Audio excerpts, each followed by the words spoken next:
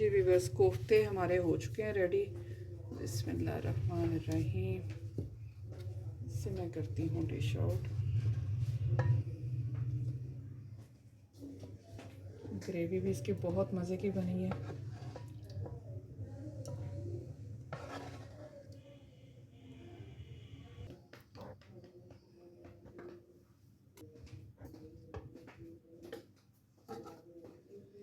जी, आज मैंने अपनी अम्मी की रेसिपी को फॉलो किया है और मेरी अम्मी की कुकिंग बहुत अच्छी थी और उनके हाथ में बड़ा जायका है।